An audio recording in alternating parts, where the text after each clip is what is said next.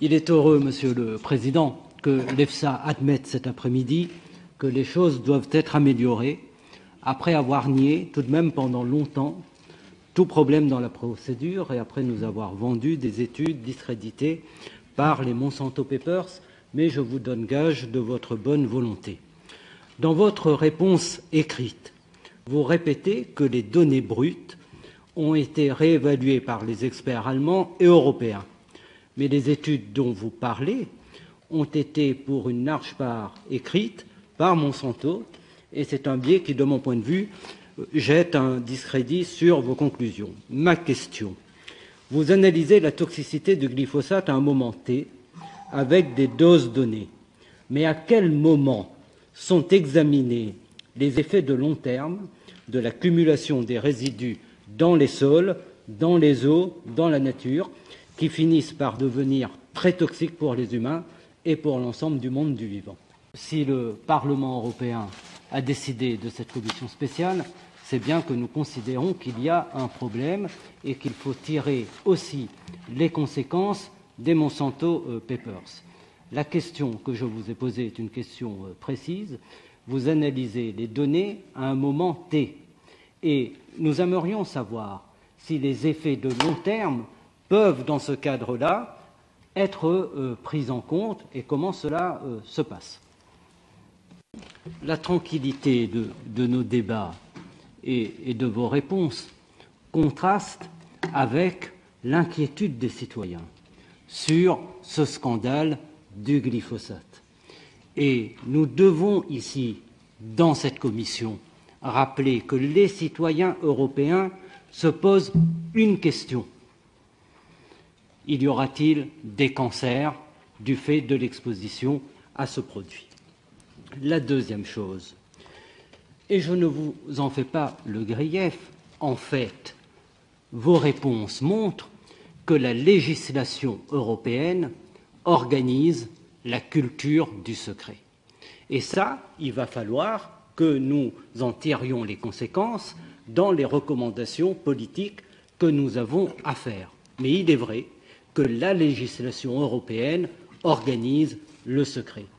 Comme la législation et les pratiques au sein des institutions européennes favorisent l'opacité et les collusions avec les lobbies industriels. La troisième chose, parfois nous avons raison de nous interroger sur les conclusions des rapports de l'EFSA. Parce que, voyez-vous, aujourd'hui en France éclate le scandale du chlordécone. Eh bien, j'ai sous les yeux des rapports de l'EFSA de 2015, de 2014, de 2013, enfin, je ne vais pas tous les citer. Et ces rapports disent que l'incidence est très faible. L'incidence est très faible. Alors que 92% des Martiniquais et des Guadeloupéens ont été exposés au chlordécone et qu'il y a des taux de cancer extrêmement importants dans les Antilles aujourd'hui, et c'est sans doute l'un des plus graves scandales, vous pouvez dire non, mais c'est ce que le site Mediapart a révélé aujourd'hui, et sans doute l'un des plus graves scandales sanitaires en France. Et l'EFSA a été interrogée là-dessus, même si je sais que le chlordécone a été utilisé par la France sans autorisation de l'Union européenne. Donc, nous avons raison, en tant qu'élus qui sommes chargés de la sécurité sanitaire, de la santé, c'est des problèmes de santé publique, de poser ces questions et ensuite d'en tirer les conséquences politiques et c'est à nous d'assumer les responsabilités à la fin. Pour ceux qui ont un peu de mémoire, en 1979, le CIRC considérait ne pas avoir suffisamment d'éléments pour déclarer le chlordécone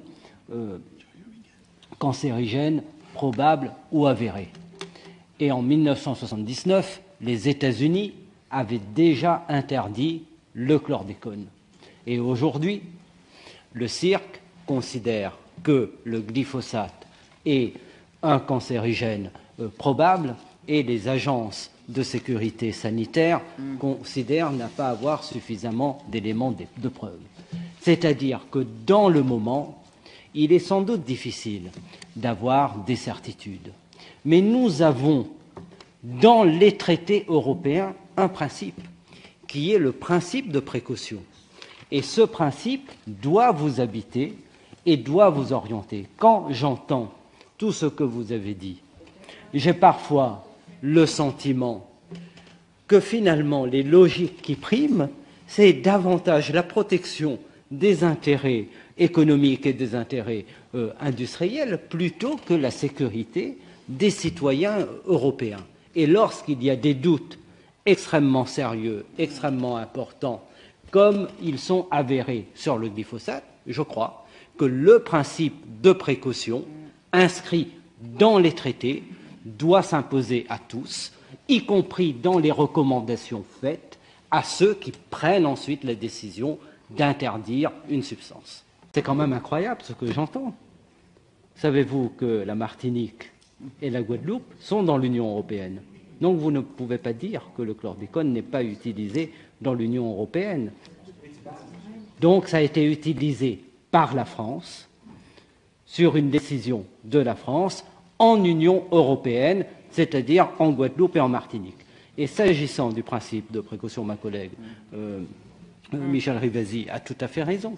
Je veux dire, on ne partage pas du tout votre point de vue, puisqu'il s'agit de l'irréversibilité des risques.